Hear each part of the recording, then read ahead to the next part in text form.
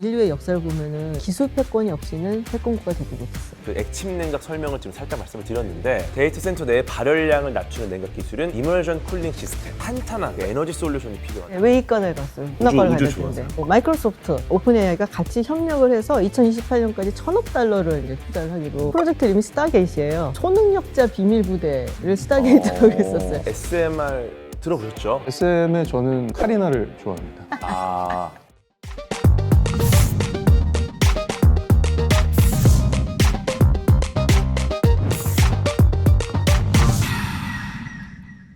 빠르게 변하는 산업 트렌드와 이슈 속 숨겨진 이야기가 궁금하십니까? 다양한 이슈에 대한 시야를 넓고 길게 만들어줄 고퀄리티 지식 토크쇼 스크릿의 진행을 맡은 오상진입니다. 젠슨 황에 대해서 들어보신 적 있으신가요? 젠슨 황은 전 세계에서 가장 주목받는 기업이 된 엔비디아의 창업자이자 CEO죠. 기조연설을 맡은 어느 행사에서 양자 컴퓨터에 대한 발언을 하면서 주식 투자를 한 분들의 가슴을 아프게 하기도 했습니다. 네, 젠슨 황이 화제에 발언한 그 행사는요, 세계 최대 전자기술 박람회 미국 라스베가스에 열리는 CES 2025였습니다. 이곳 CES에서 올해 가장 뜨거운 화두, 혁신의 중심이라는 AI입니다.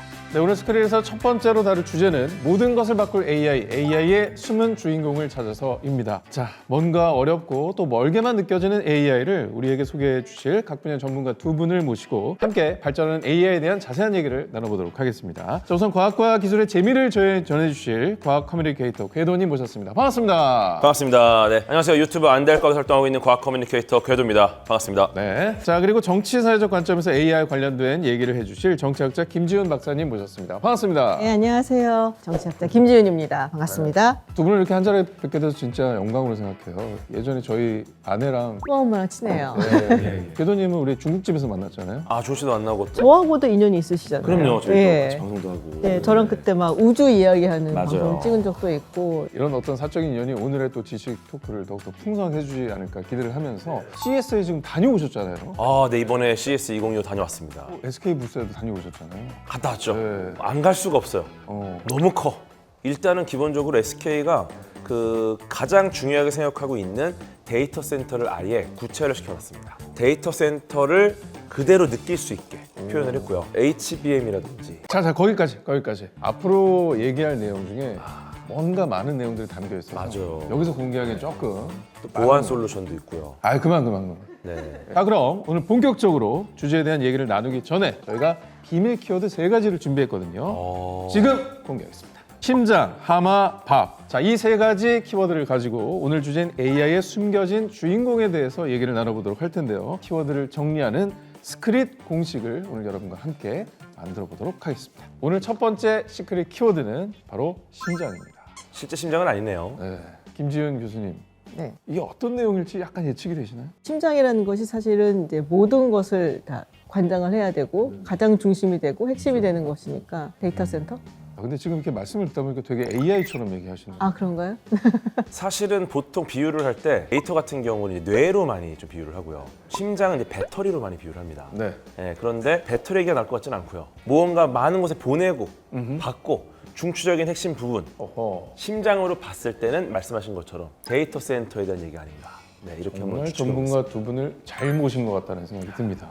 AI 시대의 심장으로 불리는 데이터 센터입니다. 근데 데이터 센터는 방대한 데이터를 처리하고 조작하는 AI 시대의 핵심 시설이라고 불리는데요. 어떤 역할을 하는 곳인지 설명이 가능할까요? 일단 AI 모델은 방대한 데이터를 처리하고 저장을 해야 됩니다. 이 모든 과정에서 데이터 센터가 심장 역할을 하는 거죠. 예를 들어서 이제 AI 모델이 학습하는 과정에서 굉장히 복잡한 연산을 해내야 되는 능력이 있어야 되는데 이거를 데이터 센터가 가능하게 하는 거죠. 이렇게 해서 이제 보내주면 요 안에서 복잡한 연산을 해줘야 되는데 그러다 보니까 이 데이터를 처리하는 서버도 있어야 되고요. 냉각 시스템도 있어야 되고. 열이 나니까. 네, 그래서 어쨌든 이런 것들을 해결할 수 있는 외주뇌 역할을 하는 게 데이터 센터다. 데이터 센터 서버는 좀 어떤 차이가 있는 거예요? 근데 조금 다른 개념인 게 데이터 센터는 서버까지 통합됐다고 보시면 될 것 같아요. 안에서 연산해서 정보를 내놓는 거잖아요. 서버는 이제 이 정보만을 관리를 하는 거죠. 지금 우리가 쓰는 AI가 전부 이 데이터 센터로부터 오는 거거든요. 대부분이. 정치학자의 입장에서는 이렇게 인류의 역사를 보면은 빠질 수 없는 원칙이 하나 있어요. 그 어떤 국가도 기술 패권이 없이는 패권국가 되지 못했어요. 로마 제국 같은 경우는 어떤 기술을 갖고 있었던 것 같아요? 도로 까는 거 아닙니까? 아, 맞아요. 역시 예. 토목공사 기술이라고 하죠. 이 토목공사 기술이 전쟁에 나가면은 공병이라고 하죠. 네네. 이게 진짜 중요하거든요. 그거를 기가 막히게 했던 거예요. 대영 제국 하면 딱 떠오르는 어떤 특별한 기술이 있잖아요. 증기기관. 그렇죠. 그 다음으로 이제 패권이 넘어간 국가가 어디라고 해요? 미국. 미국이잖아요. 미국 같은 경우에는 전기가 발명이 되고, 그리고 이제 컴퓨터, 그리고 뭐 플랫폼, 이걸 전부 다 선도를 한단 말이에요. 다음 세대의 그러면 패권을 결정지을 기술은 뭐냐라고 얘기를 했을 때 모든 사람들이 정말 똑같이 얘기하는 게 있어요. 그게 AI예요. 근데 이 AI라는 게 결국에는 데이터를 기반으로 해서 생성이 되고 발전이 되고 정교화가 되는 거잖아요. 또 거기서 연산이나 복합적인 것을 해내는 데이터 센터가 굉장히 중요한 패권을 결정하는 요인이 될 수밖에 없어요. 그런데 이러면은 뭐가 몰려? 돈이 몰려요. 데이터 센터 글로벌 시장을 살펴보면은 현재 2,331억 달러 정도의 규모가 된다고 하고, 이게 급성장을 하고 있거든요. 그래서 2030년 정도 뭐 이쯤 되면은 4,373억 달러로 성장을 하는데 거의 2배 늘어나는 거예요. 예. 예. 정치적으로도 어마어마한 영향력을 미치고 경제적으로도 어마어마한 영향력을 미칠 것이다. 아무리 강조해도 지나치지 지나치지 않다. 않다. 글로벌 빅테크 기업들이 세 개 있잖아요. 그 기업들에는 데이터 센터에 그렇다면 지금 얼마나 투자를 진행을 하고 있습니까? 그 AI 기술 관련해서는 가장 중요한 게 데이터 센터고, 구글, 뭐 아마존, 메타 이런 기업들은 무조건 데이터 센터에 막대한 자본을 투자를 하고 있습니다. 그러니까 예를 들어서 메타가 이제 고효율 데이터 센터 설계 집중을 하며, 결국은 이게 내 거가 있어야 돼요. 남의 회사에다 이제 보내야 된다. 그러면 이제 이거 우리 정보인데 이거 보내도 되나? 그러려면 먼저 우리 데이터 센터가 굉장히 좋다, 이걸 써라, 이런 것들을 계속 쌓아 나가야지 지금 말씀하신 그 패권을 잡는 거니까. 뭐 마이크로소프트, 그리고 뭐 우리가 굉장히 잘 알고 있는 오픈AI가 같이 협력을 해서 2028년까지 1,000억 달러를 이제 투자를 하기로. 그래서 근데 그 프로젝트 이름이 스타게이트예요. 스타게이트에 미국 국방부에서 초능력자 비밀 부대를 스타게이트라고 했었어요. 일부러 그렇게 붙인 건지 아니면 우연의 일치인지는 잘 모르겠어. 그리고 아마존 웹 서비스 같은 경우도 1,500달러를 투자를 해서 데이터 센터를 구축을 하니까 다들 아는 거죠. 자기네들의 데이터 센터가 이만큼 빵빵해라고 알려줘야지 이제 다른 사람들, 소기업이나 이런 데서 이용을 할 테니까요. 전 세계 그러면 이 센터가 얼마나 좀 지어져 있는 거예요? 정확하게 말할 수가 없어요. 왜냐면 말하는 순간에도 지어지고 있거든. 네, 그래서 2024년 기준으로 했을 때 11,000개가 넘게 있다고 하는데 가장 많이 갖고 있는 나라가 미국이에요. 5,000개가 넘게 있어요. 그러니까 45%를 미국이 가지고 있어요. 2위가 제가 기억하기로는 독일인데 독일이 한 520개 돼요. 그 다음에 이제 영국이고, 영국이 한 510개 정도 갖고 있는데 그러니까 어마어마하게 차이가 나는 거죠. 패권까지는 아니더라도 이걸 쫓아가야지만 강대국 반열에 들어갈 수 있으니까 일본 같은 나라도 굉장히 많이 투자를 하고 있고, 사우디아라비아나 아랍에미리트연합 이런 국가들도 자기들의 어떤 산업 구조를 다각화하려고 노력을 하잖아요. 그렇죠. 한국의 기업들은 어떻게 움직이고 있나요? 국내 기업 중에 가장 관련 높은 회사가 이제 SK 하이닉스인데요. 그 SK 하이닉스 같은 경우가 2028년까지 5년간 총 103조 원을 투자해가지고 반도체 사업 경쟁력을 강화한다는 계획을 갖고 있고요. 여기 이제 HBM 들어보셨죠? 하이 밴드위스 메모리, AI 관련 사업 분야에다가 약 82조 원을 투자하기로 했다고 합니다. 뭐 SK텔레콤 같은 경우도 AI 데이터 센터 사업에 5년간 3조 4천억을 투입하기로 했다고 합니다. 제가 SNS 이렇게 보는데 SK 최태원 회장님이 엔비디아의 CEO죠. 젠슨 황이랑 만났었더라고요. 왜 이렇게 사람들이 이렇게 엔비디아에 열광을 하는 걸까요? 엔비디아 자체는 그 그래픽 카드를 만들던 곳입니다. 그래픽 카드라는 게 뭐냐, 이제 GPU라고 하는데 CPU와 GPU가 있어요. 그럼 CPU는 이제 모든 것을 통제하고 모든 걸 생각하는 프로세서죠. 근데 GPU는 아주 복잡한 연산만을 해요. 왜냐면은 그래픽을 처리하는 게 워낙에 복잡한 고차원 연산이라서. 그러니까 일단은 CPU는 모든 일을 하지만 특정 영역은 GPU가 압도적이라는 거죠. GPU가 생각지도 못하게 AI에 너무 중요한 칩이네? 그때부터 엔비디아가 주목을 그렇게 시작한 거죠. 왜냐면 게임용 그래픽 카드를 만들던 회사에서 AI 전문 칩을 만드는 회사가 된 거예요.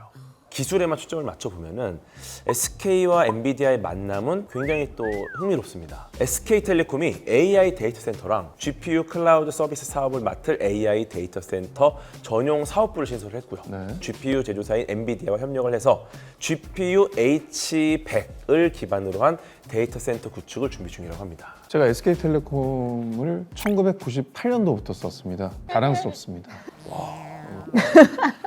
자, 하지만 데이터 센터는요, 해결해야 할 과제들이 또 많이 있다고 합니다. 이쯤에서 오늘의 두 번째 시크릿 키워드로 넘어가 보면 좋을 것 같습니다. 오늘의 두 번째 시크릿 키워드는 바로 하마입니다. 하마하면 물 먹는 물 먹는 게 하마죠. 생각이 나요. 네. 네. 데이터 센터가 실제로 물도 많이 먹죠. 굉장히 많은 양의 물을 쿨링하는 데 쓰이는 걸로. 어허. 전기도 많이 먹죠. 전기도 굉장히 많이 네. 먹고요. 아하. 예. 제가 이제 CS2025를 다녀왔기 때문에 이 비트의 역동적인 흐름을 표현한 대형 키네틱 LED 기둥이 있습니다. 데이터 센터가 얼마나 많은 데이터를 실시간으로 처리하고 있는지를 보여주는 거예요. 컴퓨터도 이게 좀 보면은 쓰다 보면 뜨거워지잖아요. 근데 여기는 어마어마한 슈퍼컴퓨터들이 돌아가니까 당연히 이 냉각이 돌아가야 되고 거기에 또 전기가 굉장히 많이 들어가요. 데이터 센터 냉각 시스템이 이제 에너지를 너무 많이 소모하게 되다 보면은 이제 열섬 효과라고 열섬 있죠. 효과 네. 그죠. 이런 환경 문제도 유발할 수 있기 때문에 이 전기 먹는 하마를 어떻게 다룰 것인가. 전기 먹는 하마의 몸집이 커질수록 우려되는 문제들이 더 많아질 것이라는 얘기로 들리는데요. 자, 이 부분을 좀 어떻게 바라보고 또 해결할 수 있는 솔루션이 있을지 궁금합니다. AI 기술이 발전하면서 데이터 센터의 전력 사용량이 지금 급증을 하고 있습니다. 2020년 세계 데이터 센터의 전력 소비량이 약 200에서 250 테라와트시. 테라와트? 세계 전력 수요의 1%. 근데 2030년에는 8%를 차지할 걸 보고 있어요. 8배? 네, 장난이 아닌 거죠. 앞으로 데이터 센터의 전력 사용량이 아마도 3배 이상은 늘어날 것이다. 이런 전력 공급이 정말 원활할 것이냐, 에너지 관리 어떻게 할 것이냐, 이런 것들이 너무너무 중요해지는 상황이고, 유럽에서는 이 전력 공급 부족을 해결하기 위해서 에너지 문제에 대한 고민이 너무 많은 거예요, 지금. 유럽은 근데 항상 에너지 부족 문제가 있었어요. 그리고 에너지 자원이 부족을 한 대륙이에요, 원래부터가. 러시아에서 좀 싼 값으로 천연가스를 막 들여오고 있었는데 뭐가 터집니까? 전쟁이 터지잖아요. 그쵸. 예, 그러면서 가장 수혜를 많이 본 국가가 미국이에요. 미국이 지금 수출하는 LNG의 한 60% 이상을 유럽으로 수출하고 있어요. 중단을 할 수도 없고 더 늘려야 되는 경우도 생길 수 있단 말이에요. 왜냐? 미스터 트럼프가 돌아오셔서 이제 그분이 대통령이 이제 되시니까. 다시 대통령이 되셨죠. 그러니까 또 트럼프 대통령은 원래부터 탄소 에너지 이쪽을 굉장히 강조를 많이 했던 사람이라서 더 사라고 할 수도 있거든요. 그래서 지금 에너지 자립을 해야 된다라는 그런 각성이 굉장히 유럽은 크고, 이 에너지라는 것이 국가 안보에 굉장히 중요하다는 거예요. 그래서 에너지 안보라는 말이 있거든요. 우리가 보통 안보라고 얘기를 하면은 뭐 군사력이라든지 뭐 무기라든지 뭐 국방 뭐 이런 것만 생각을 하는데, 끊기거나 줄어들게 되면은 국가의 존의가 굉장히 위태로워지는 이런 건 전부 다 안보예요. 글로벌 기업들도 이 에너지 관련해서 굉장히 움직임이 또 많을 것으로 예상이 되는데요. 나타나는 두 가지 현상 같은 게 있어요. 하나는 빅딜이에요. 서로 간에 인수 합병을 하는 거. 예를 들면 미국의 석유업체 중에 다이몬드백 에너지라고 있는데, 여기는 자기들의 이제 경쟁사죠. 엔데버 에너지를 인수를 하기도 했었고, 코너코 필립스라고 있는데 거기에서도 마라톤 오일을 이제 인수 합병을 해요. 이렇게 유동성이 많은 에너지 시장에서 조금 더 적극적으로 안정적으로 대응을 해야 된다. 두 번째는 다각화예요. 아람코 같은 경우 우리가 보통 석유 회사로만 대충 알고 있는데, 요새는 천연가스 이 지분을 되게 늘리고 있어요. 대표적인 탄소 에너지 화석 연료라고 얘기를 하는데, 그 중간쯤 있다라고 얘기를 하는 게 천연가스예요. 탄소 배출이 이쪽보다는 훨씬 더 적은 편이니까 아시아라든지 유럽 같은 곳에서는 이 천연가스로 굉장히 많이 활용을 하고 있거든요. 전 세계가 지금 분주히 움직이고 있는데 대한민국의 상황은 좀 어떤지 궁금합니다. SK 이노베이션과 SK ENS 합병이 아마 이런 차원에서 이루어진 게 아닌가라고 보고 있습니다. 빅 에너지 기업이 밸류체인을 만들어내면 시장 대응에 좀 유리해지는 측면이 있다는 거죠. 저 그런 대응을 또 하고 있군요. 네네. 근데 데이터 센터가 워낙에 전력을 잡아먹으니까 세우지 말자라고 하는 경우도 있었어요. 네, 싱가포르가 2019년에 데이터 센터 설립을 이제 금지를 했었거든요. 왜 싱가포르가 데이터 센터를 짓기가 힘든가요? 나라가 일단 조그맣잖아요. 데이터 센터 굉장히 규모가 크거든요. 갑자기 데이터 센터 짓지 말라고 했는데 아무리 봐도 이건 안 되거든. 결국에는 2021년에 다시 세우자 그래요. 결국에는 지속 가능한 데이터 센터의 운영은 이게 좀 어려운 건지 궁금해요. 데이터 센터 내의 발열량을 낮추는 냉각 기술은 SK 엔무의 이머전 쿨링 시스템. 네, 요게 아마 예시가 될 수 있을 것 같아요. 그러니까 냉각 기술이라는 건 그냥 시키는 거잖아요. 그런 기술들이 뭐 과거에는 어땠고 또 지금은 어떤지. 그 액침 냉각 설명을 지금 살짝 말씀을 드렸는데, 비전도성 유체가 전기를 전도하는 특성 때문에 전기적인 손상이 없이 효율적으로 열을 제거할 수 있다라는 건데, 이게 다양한 냉각 응용 분야에서 지금 주목을 받고 있습니다. 이 기술을 써야 돼요. 무조건 써야 돼요. 데이터 센터의 전력 소비 문제를 해결하기 위해서는 데이터 센터와 또 에너지 산업 간 협력이 정말 필수적으로 잘 이루어져야 되겠다는 생각이 듭니다. AI 발전에 따라 지속 가능한 데이터 센터의 운영이 꼭 필요한 이것이 있어야 될 텐데요. 세 번째 키워드를 통해 저희가 만나보겠습니다.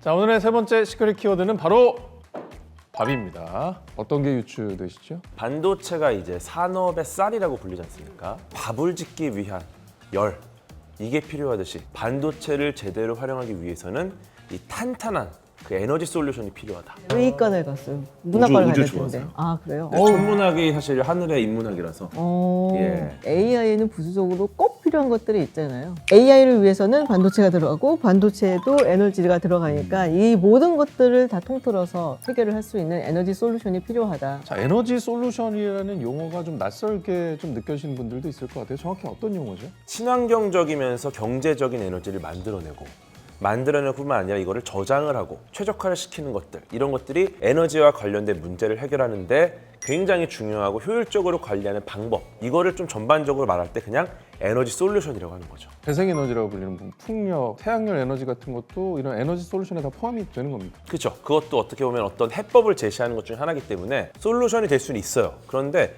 문제는 뭐냐면은 바람이 많이 불 줄 알았는데 안 불 수도 있는 거고 어허. 어느 날은 이제 정말 쨍쨍했구나.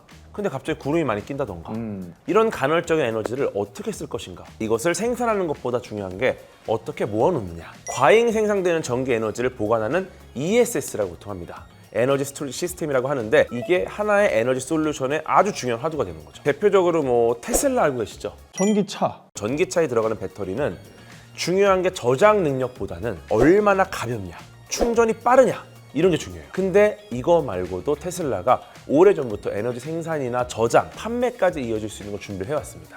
여기 이제 가정용 ESS, 파워월과 산업용 ESS 메가팩을 출시했습니다. 이 ESS는 조금 달라요, 전기차랑은. 왜냐면은 얘는 좀 크거나 무거워도 괜찮습니다. 얘가 얼마나 안정적인지가 중요해요. 그 다음에 수명.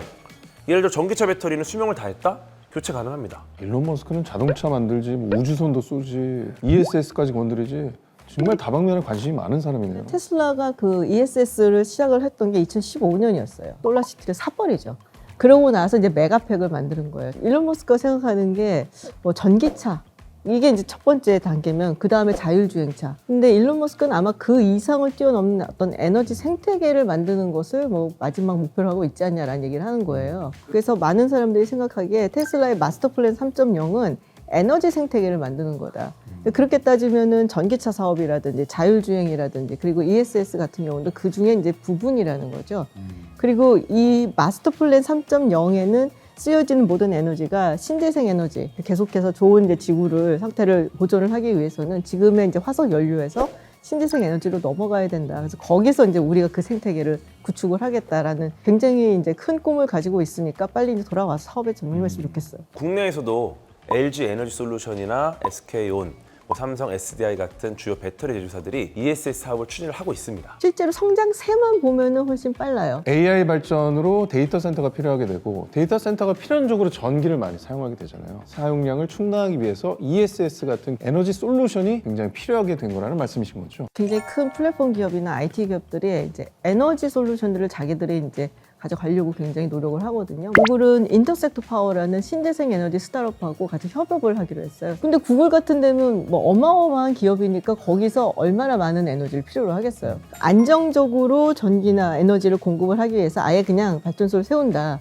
근데 이제 구글은 그럴 수밖에 없는 게 2018년에 본인들이 먼저 선언을 했어요. 2030년까지 자신들의 데이터 센터에 쓰이는 에너지는 100% 탈탄소화하겠다. 야, 미안해, 좀 5년 뒤에 할게, 뭐 이렇게 해도 큰 문제는 없잖아요. 아무도 신경은 안 쓸 것 같은데 네. 본인들은 신경이 쓰이나 봐. 그래서 주주들도 있고. ESS 같은 에너지 솔루션 외에도 데이터 센터와 에너지 협력의 뭐 또 다른 사례들이 있을까요? 바로 SMR 기술이 대표적인 예시인데, 국내 많은 기업들이 이 SMR에 투자를 진행하고 있다 보니까 세간에 집중이 되고 있는 기술이라고 할 수 있죠. SMR. SMR 들어보셨죠? 예. SM에 저는 카리나를 좋아합니다. 스몰 모듈러 리액터라고 하는데 소형 모듈화된 원자로입니다. 핵 분열을 이용해서 에너지를 얻는 원리는 알고 있잖아요. 예. 이거의 게임 체인저라 불릴 만큼 굉장히 핫한 기술이에요. 실제로 이제 원자로가 문제가 생겨서 인류에게 큰 피해를 줬던 사례들이 몇 개 있어요. 핵 분열 발전 같은 경우는 분열하는 것을 멈추는 게 쉽지가 않아요. 일단 분열이 시작되면 이 체인 리액션이라고 연쇄 반응이 일어납니다. 냉각을 시키는데도 전기가 들어가요. 전기가 만약에 셧다운 된다. 그럼 냉각을 못 시키니까 선택지가 없어요. 그냥 바다로 집어넣는 수밖에 없는 거예요. 그러면은 큰 문제가 생기죠. SMR은 만약에 문제가 생겼다. 그럼 얘가 전기가 없이 자연 쿨링이 됩니다. 그래서 일반 원자로보다 훨씬 안전하다고 볼 수 있고요. 또 적은 면적에서 효율적으로 전력을 생산합니다. 그래서 데이터 센터 같이 고전력 소비 시설에는 정말 이상적인 솔루션이 아닌가 이렇게 평가를 받고 있는 거죠. SK 주식회사가 2022년에 투자를 한 회사가 있어요. 무려 2억 5천만 달러를 들여서. 회사 이름이 테라파워예요. 빌 게이츠가 2008년에 거액을 투자를 해서 설립한 회사예요. 탈탄소화도 중요하고 깨끗한 에너지도 중요하다면 여기서 우리가 가야 될 곳은 결국에는 안전한 원자력 기술이 아니겠느냐. 한수원에서도 SK 주식회사가 이제 매입을 한 지분의 뭐 일부 500억 원 정도를 투자를 했다고 들었어요. 그래서 함께 이제 공동으로 투자를 하는 거죠. 참 잘 되면 좋을 것 같다는 생각이 들어요. 근데 이제 원자력 같은 경우는 사실 유럽에서는 이제 청정 에너지로 분류가 되고 있거든요. 발전을 하기 위해서는 연료가 필요하고 그렇다면 이 연료가 지금까지 좀 많은 탄소를 배출하는 화석 연료에서 우리가 출발을 했는데 이제는 점점 더 이제 청정 에너지로 가야 된다. 근데 신재생 에너지로 가기까지는 사실은 간격이 좀 있어요. 가격의 문제도 조금 있고 그러면은 원자력 에너지는 그 대체제로 충분히 지금 부상을 하고 있는 거라고 할 수 있죠. 만약에 지금 이 원자력 기술이라든지 이런 것들이 더 발전하고 효율적으로 된다면은 이거에 관련된 인프라도 생길 거고 그 인프라가 생기면은 사실 일자리도 창출이 되는 거고 그리고 여러 가지로 뭐 발전소가 들어온다, 뭐 데이터 센터가 들어온다 하면 사실 지역 주민들한테는 조금 고민스러운 부분이거든요. 전력 문제라든지 이런 걸 다 해결을 할 수가 있게 되면은 상생을 향해 가는 뭐 하나의 발걸음이 되지 않을까. 라는 생각도 듭니다. 두 분의 얘기를 좀 종합하자면 결국 지속 가능한 AI 시대를 열기 위해서는 에너지 산업과 미래 AI 기술이 협력을 해야 된다. 그렇죠. 맞습니다. 네, 오늘 스크린 1화의 비밀 키워드 3가지에 대해서 정리를 해보도록 하겠습니다. 첫 번째 키워드 심장, AI 데이터 센터를 얘기하는 키워드였고요. 하마, 전기 먹는 하마라고도 불리는 AI 데이터 센터가 해결해야 할 가장 큰 과제로 꼽히는 그런 키워드였습니다. 그리고 마지막 세 번째 키워드, 밥이었죠. 에너지 솔루션을 뜻하는 키워드였습니다. 자, 이제 3가지 키워드를 한번 연결해 보겠습니다. 오늘의 스크린 공식은 AI 데이터 센터 플러스 에너지 협력 마이너스 전력 소비 이퀄 지속 가능한 AI 시대입니다. 참 일목요연하게 이제 한눈에 들어오게 된 것 같습니다. 단위가 안 맞아가지고 사칭연산을 쓰긴 좀 애매하긴 해요. 저는 문과이기 때문에 신경 쓰지 않도록 하겠습니다. 그런 거 안 따져요. 그렇군요. 네. 자, 오늘의 스크립 공식을 좀 요약을 해보겠습니다. 데이터 센터 너무 중요하다. 근데 하마처럼 전기 많이 먹는다. 그렇지. 그럼 어떻게 해야 되냐? 에너지 솔루션으로 해결하자. 그렇죠. 이거 아니겠습니까? 산업기술이 발전하고 그럴 때마다 항상 우리는 인간을 책망을 해왔어요. 환경이 훼손되고 기후변화가 있다. 뭐 이런 식으로 책망을 하기도 하고 자본주의가 발전하면서 부는 전체적으로 늘어났지만 또 빈부격차가 있다. 뭐 이런 식으로 그럼에도 불구하고 어떻게든 해결책을 찾아내온 것이 또 인류의 역사예요. 기후위기라든지 뭐 에너지 부족의 문제라든지 결국엔 또 해결할 거라고 봐요. 그리고 항상 보면은 그런 해결하는 주체 중에는 개인도 있고 정부도 있지만 기업이 또 굉장히 중요한 역할을 했었거든요. SK 같은 기업이 사회적 책임을 가지고 인류가 발전하는 데 좀 기여를 해주면 좋지 않을까? 라는 생각을 합니다. 결국 이 AI 시대를 지속 가능하게 만들어야 된다. 그럼 여기에 ESS, SMR 뭐 이런 에너지 솔루션이 있어야 된다는 거죠. 어떻게 해서 친환경적으로 데이터 센터를 운영할 것인가? 어떻게 지역에 특화된 데이터 센터를 잘 성장시킬 것인가? 특히나 중요한 거는 우리나라에 맞는 형태로 가야 돼요. 예를 들어 신재생 에너지 너무 좋은 거 다 알아요. 우리나라처럼 가로로 땅이 좁은 나라는 일조량 자체가 부족합니다. 이 주어진 상황에 우리도 역시 최적화를 해야 된다는 거죠. 그리고 이런 고민을 하기 위해서는 대중들이 이런 걸 이해하고 지지해 줘야 된다는 겁니다. 그래서 저희가 이런 컨텐츠를 또 마련하는 거 아니겠습니까? 스크립 1화 궤도와 김지은 박사님을 모시고 지속 가능한 AI의 핵심 키워드에 대해서 얘기를 나눠봤습니다. 다음 시간에도 또 다른 비밀 키워드와 스크립 공식으로 여러분을 찾아뵙도록 하겠습니다. 시청자 여러분 고맙습니다.